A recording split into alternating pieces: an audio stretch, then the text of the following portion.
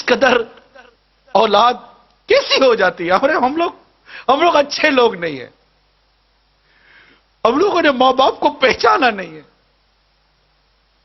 اگر ہم ماں باپ کو پہچانتے تو آج مسلمانوں کے ممالک میں اولڈ ہاؤس نہیں ہوتے،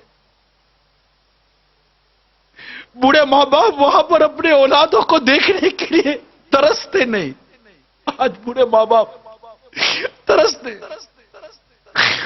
شادیاں کروا دیتے کہ اولاد الگ ہو جائے، مگر یہ شادی کے بعد بیوی بچوں کی محبت میں اتنی گم ہو جاتی ہے کہ اس کو ماں باپ کی قدر و منزلت نہیں دیتی، ماں باپ کا ادب و احترام باقی نہیں رہتی، ان کی خوشیاں باقی نہیں رہتی۔ کبھی کوئی چیز ماں باپ کے لیے لے بھی نہیں جاتے کہ ابا یہ آپ کے لیے لایا ہوں، خوش ہو جاؤ۔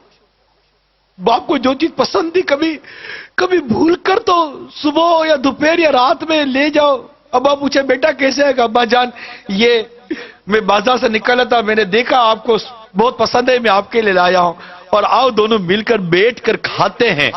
کبھی ہوا ہے ایسا؟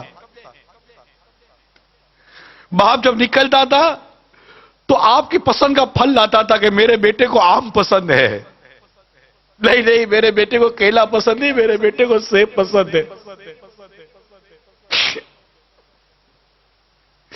آج ماں باپ کے آگے ٹھنڈا کھانا رکھ دیتے ہو، اور ماں باپ اس دن کو یاد کرو جب بیٹا کہتا تھا امی آج کڑھائی کھانے کا جی چاہ رہا ہے، ماں کی طبیعت ٹھیک ہو یا نہ ہو تم کڑھائی پکا کر کھلاتی تھی۔ ہوٹل تھی،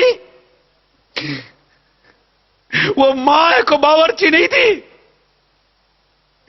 نہیں امی یہ پسند نہیں ہے، میں نے آج انڈا کھانا ہے، اس کے لیے یہ انڈا بنایا ہے، میرے لیے وہ انڈا بنا کر دو۔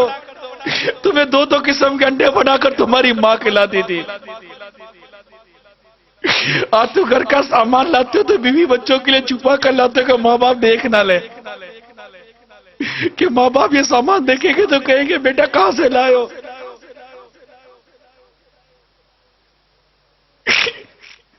ارے ایسا سلوک تو مت کرو ماں باپ کے ساتھ، تمہارے ماں باپ ہے، ان سے محبت کرنا سیکھو، ان سے پیار کرنا سیکھو۔ تمہاری ایک چیخ کی پکار سن کر ماں باپ کا دل دہل جاتا تھا، دوڑتے ہوئے بھاگتے تھے۔ آج بوڑھی ماں بستر سے گر کر الٹی پڑی ہوئی ہے، تم کو اٹھانے کی فرصت نہیں ہے۔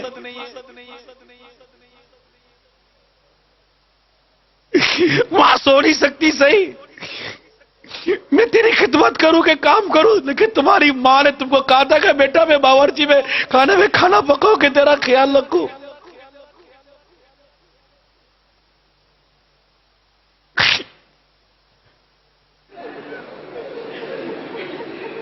تمہاری خوشیوں پر اپنی خوشیوں کو قربان کیا ماں باپ نے، تم ان کو خوشی دینے کے لیے اپنا وقت قربان نہیں کر سکتے۔ ماں باپ ترستے ہیں کہ ہمارا بیٹا ہمارے پاس 2 گھڑی بیٹھ کر محبت بڑی بات کر کر تو جائے، مگر تمہارے پاس ماں باپ کے لیے وقت نہیں۔ چھٹی کے دن دوستوں کے ساتھ وقت گزارو گے، لیکن ماں باپ کے پاس بیٹھ کر ان کی دل جوئی نہیں کرو گے۔ تم جب 5 یا 6 سال کے تھے، پاؤں میں درد ہوتا تھا تو چیختے تھے ماں پاؤں میں درد ہوتا ہے، ماں پوری رات بیٹھ کر تمہارا پاؤں دباتی تھی۔ باپ تمہارا سر دباتا تھا، بخار ہوتا تھا تو پانی والے کپڑا کر کر کے رات بھر تمہاری پیشانی پر رکھتے تھے، دن میں 12 مرتبہ تمہارا بخار چیک کرتے تھے، تمہاری گندگی صاف کرتے تھے۔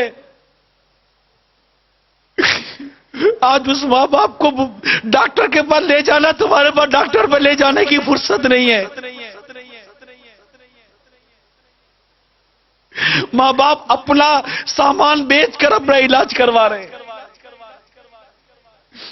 تم 2 پیسے ماں باپ کی بارگاہ میں پھینک کر سمجھتے ہو تم ان کا حق ادا کر رہے ہو، یہ درست نہیں، یہ ہمارا انداز درست نہیں، ہم غلط کر رہے ہیں، ہم اپنے ماں باپ کے ساتھ غلط کر رہے ہیں۔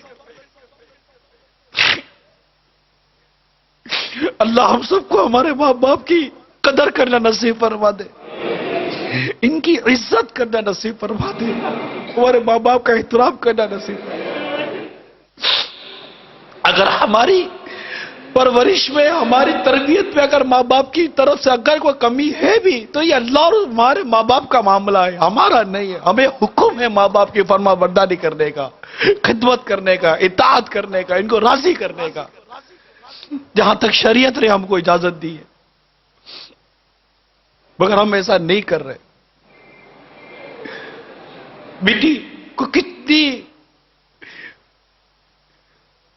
تمناؤں سے ماں بڑی کرتی ہے، یہ بڑی ہوگی تو ہمارے ہاتھ بٹائے گی، میرا ہاتھ بٹائے گی، بیٹی ہاتھ بٹائے گی۔ بیٹی کو آئینے کے سامنے کھڑے ہو کر میک اپ کرنے سے، تیار ہونے سے، سونے سے فرصت نہیں ہے۔ ماں چل نہیں سکتی، لیکن بیٹی ہے کہ اس کے دل میں ماں کے لیے رحم پیدا نہیں ہوتا۔ بیٹی ابھی پتہ نہیں کیا ہو گئے، بیٹا کیا بیٹی ہے کیا۔ ماں باپ کے معاملے میں قیامت کی نشانی میں ایک نشانی میں نے پڑھی تھی اس طرح کی کہ ماں باپ کے مقابلے میں دوستوں کو زیادہ اہمیت دی جائے گی، ماں باپ کی بات نہیں مانی جاتی۔ اللہ تعالی ہم سب کو والدین کا ادب و والدین کا احترام کرنے کی توفیق عطا فرمائے، اور ہم سب کو ماں باپ کی نافرمانی سے محفوظ فرمائے۔ امیل سنت نے ایک بڑا ہی